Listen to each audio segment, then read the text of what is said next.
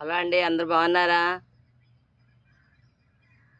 మల్లెపూల చెట్టు అండి, చూసారా పువ్వు ఎంత బాగా పూసిందండి. అలా మొగ్గలు కూడా ఉన్నాయి.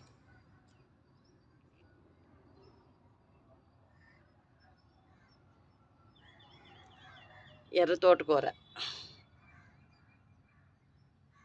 చాలా బాగా వచ్చిందండి. ఆకు ఈ విత్తనాలు వేసామండి, కవర్లో కూడా వేసాను. చూసారు ఎలాగొచ్చింది ఆకు.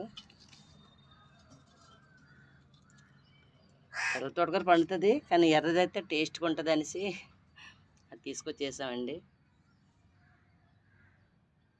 ఓం భూర్భువస్వః తస్వితుర్వరేణ్యం భర్గో దేవస్య ధీమహి ధియో యో న ప్రచోదయాత్.